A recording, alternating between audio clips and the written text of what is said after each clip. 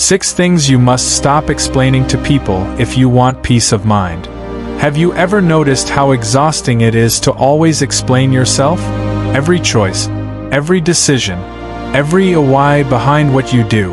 You walk away from conversations feeling drained, not because you did anything wrong, but because you gave away your peace trying to make people understand. Today, I want to talk about 6 things you must stop explaining to people if you truly want peace of mind. And I'll share stories along the way, because I know many of us have lived this. Number 1. Your life choices.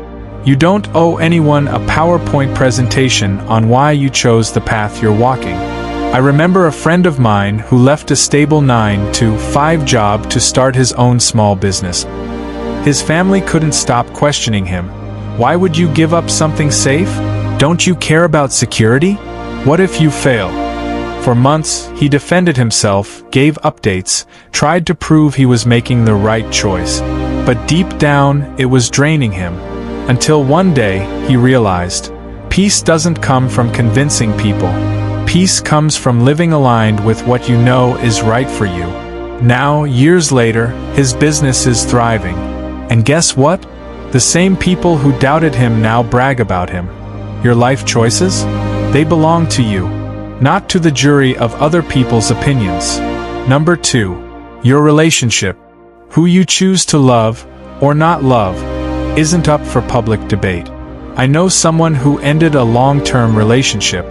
Everyone around her asked, "But why? He seems so nice. You two looked perfect." What they didn't know was the silent battles, the loneliness inside that relationship. And every time she tried to explain, people minimized it, brushed it off, or made her feel guilty. Until she realized, your heart doesn't need a defense attorney. Only you know the truth of what's behind closed doors. Sometimes, peace of mind comes when you stop inviting people into decisions that were never theirs to make.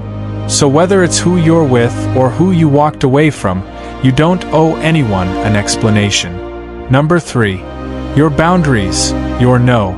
Let's talk about the word no. Because too many of us treat it like it needs subtitles. I remember saying no to a friend who always wanted to borrow money. The first time I explained. The second time I explained. By the third time, I realized every explanation was just giving them room to argue with me.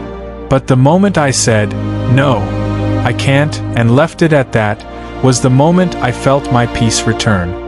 Here's the truth. Boundaries are not for other people to understand.